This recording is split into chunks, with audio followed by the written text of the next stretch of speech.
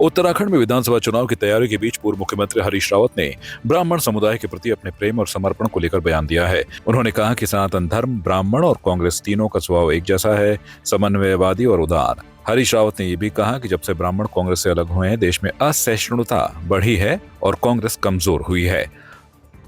मैंने एक सत्य मेरे मुंह से निकल गया।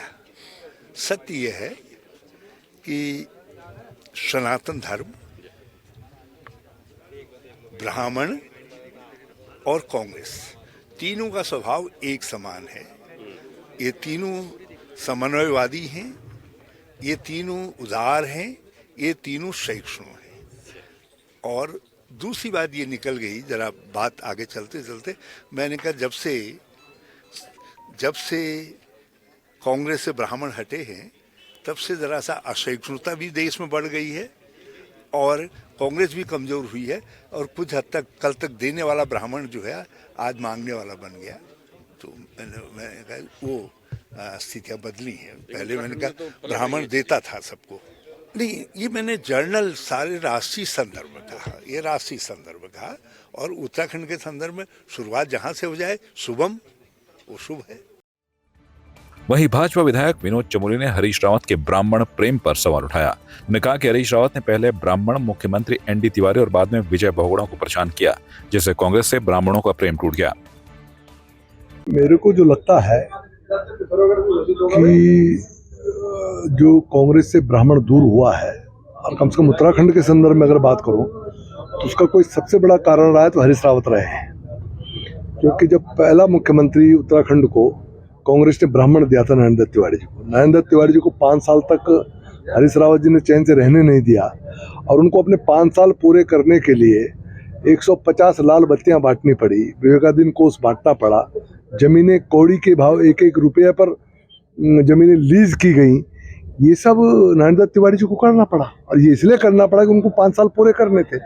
ये सब किसकी वजह से हुआ? और मैंने विधानसभा में भी विषय उठाया था कि अगर ये प्रदेश डिरेल हुआ है तो ये नरेंद्र तिवारी जी के कार्यकाल से हुआ है, कांग्रेस के कार्यकाल से हुआ है। और नरेंद्र तिवारी जी को सीट बचाने के लिए सब करना पड़ा। ये सब करवाने वाले थे हरीश रावत, उनके कारण ही ये दिक्कतें आ रही थी। दूसरा मुख्यमंत्री इस प्रदेश को कांग्रेस ने ब्राह्मण दिया था विजय बहुगुणा जी को, तो परिस्थितियां ये बन गई कि विजय बहुगुणा जी को कांग्रेस छोड़नी पड़ गई। पद तो छोड़ा ही छोड़ा, कांग्रेस छोड़नी पड़ी। उसका कारण कौन था? हरीश रावत। तो मुख्य तौर पर अगर कांग्रेस से ब्राह्मणों ने दूरी बनाई है, उसके सबसे बड़ा कारण था कि हरीश रावत जी से ब्राह्मण वहाँ प्रताड़ित हुए और उसके बाद उन्होंने वहाँ से दूरी बनाई।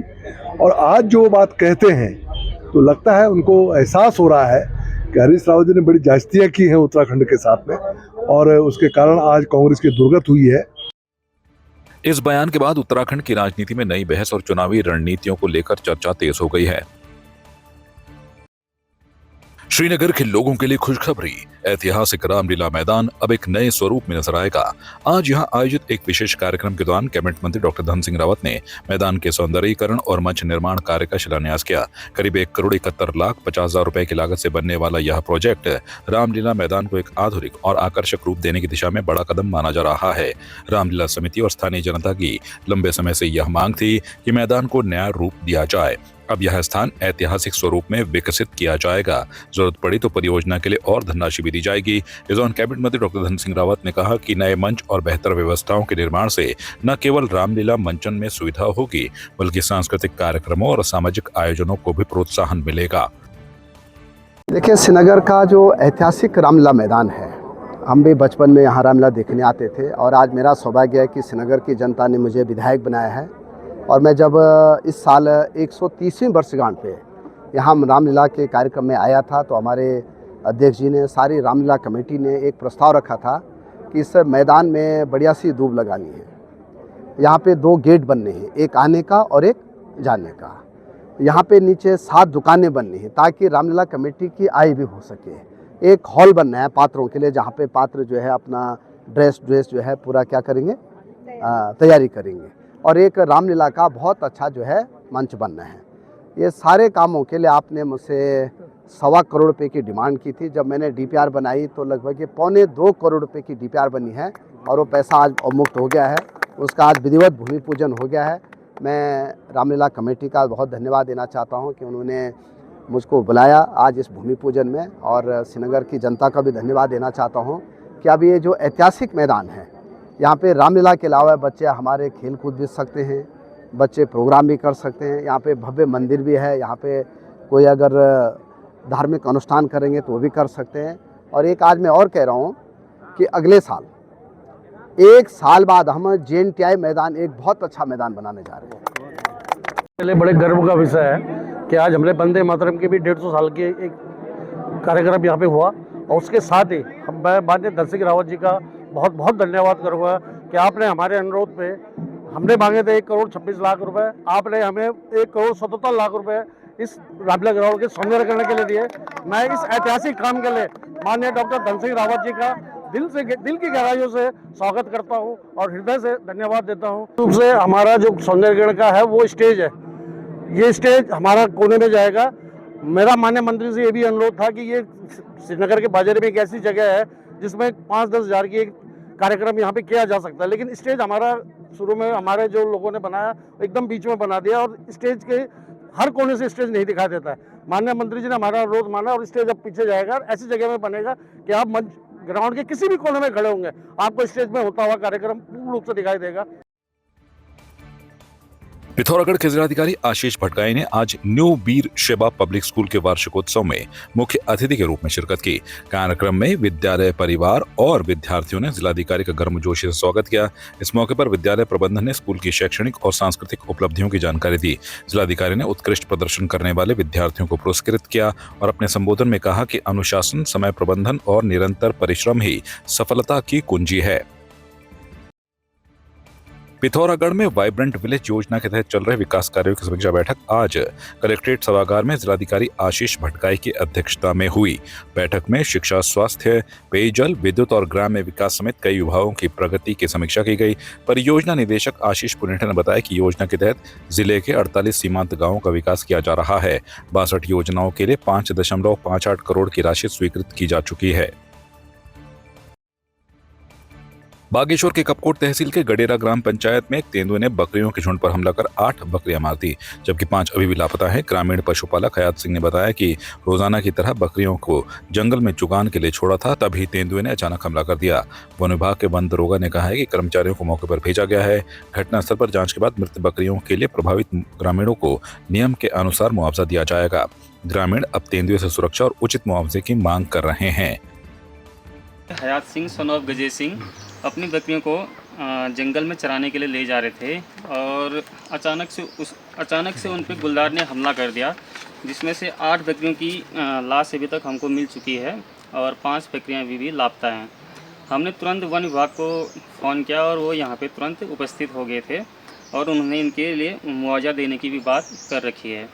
और ग्रामीणों की मांग है कि जल्द से जल्द यहाँ पे एक पिंजरा लगाया जाए ताकि गुलदार पकड़ा जाए, क्योंकि आते दिनों गुलदार द्वारा ये हमले किए जा रहे हैं। सुबह महेश सिंह ग्राम प्रधान गडेरा द्वारा सूचित किया गया कि हयात सिंह सन ऑफ गजे सिंह की बकरियों पर चुगान हेतु ले जाते समय गुलदार द्वारा हमला कर दिया गया है। सूचना मिलते ही तुरंत वन विभाग की टीम मौके पर पहुंची तथा टीम द्वारा जांच की गई और आवेदक को मुआवजे की उचित राशि देने के लिए आवेदन प्रक्रिया जारी कर दी गई। दिल्ली में हुए ब्लास्ट के बाद लालकुआं शहर में पुलिस ने फ्लैग मार्च निकाला। यह फ्लैग मार्च पुलिस क्षेत्राधिकारी दीपशिका अग्रवाल के नेतृत्व में नगर के विभिन्न मोहल्लों से होकर गुजरा। पुलिस ने मुख्य बाजार, रेलवे स्टेशन और अन्य सार्वजनिक स्थानों पर पैदल गश्त कर नागरिकों को सतर्क रहने और संदिग्ध व्यक्ति या वस्तु की सूचना तुरंत पुलिस को देने की अपील की है। इस दौरान पुलिस क्षेत्राधिकारी ने कहा कि नैनीताल जिले को अलर्ट मोड पर रखा गया है। उन्होंने आम नागरिकों से सोशल मीडिया पर फैली अफवाहों पर ध्यान न देने और सुरक्षा नियमों का पालन करने की अपील की है। आज हमारे द्वारा कोतवाली लालकुआं क्षेत्र अंतर्गत फ्लैग मार्च निकाली गई। इसमें मेरे सर्कल के दोनों ही, हमारे सर्कल लालकुआं के दोनों ही थाना चोरगली और थाना कोतवाली लालकुआं, दोनों के ही कर्मचारी अधिकारीगण इसमें शामिल थे। इसके अतिरिक्त फायर सर्विसेज की टीम, BDS की टीम, इसके अलावा हमारे द्वारा LIU की टीम, ये सभी शामिल की गई थी। डॉग स्क्वाड सभी शामिल थे हमारे द्वारा। हमारे लालकुआं के बाजार से अवंतिका पुल, उसके बाद अंदर ये रेलवे कॉलोनी, राजीव नगर इत्यादि अलग अलग क्षेत्र अंतर्गत फ्लैग मार्च निकाली गई।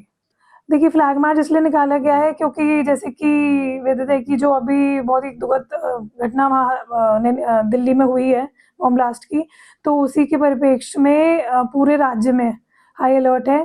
तो इसी में हमारे द्वारा ये फ्लैग मार्च निकाली गई है और निरंतर बैरियर पे सघन चेकिंग, और जो भी रेलवे स्टेशन है, होटल और जो भी पब्लिक प्लेसेस है वहाँ पे हमारे द्वारा सघन चेकिंग की जा रही है। उसी के परिप्रेक्ष्य में ये फ्लैग मार्च निकाली गई है। जनता से हम यही अपील करना चाहेंगे कि यदि कहीं पे भी कोई संदिग्ध वस्तु या कभी कहीं संदिग्ध सूचना कुछ भी मिलती है तो तुरंत पुलिस को बताएं, कानून व्यवस्था मेंटेन रखें और पुलिस पे विश्वास रखें। आपकी इस पर क्या राय है, हमें कमेंट कर जरूर बताएं। इसके साथ ही आप हमारे YouTube चैनल को सब्सक्राइब कीजिए। आप हमें Facebook, Instagram, Twitter पर फॉलो भी कर सकते हैं और संवाद 365 के साथ एक क्लिक में जुड़ने के लिए डाउनलोड कीजिए संवाद 365 ऐप।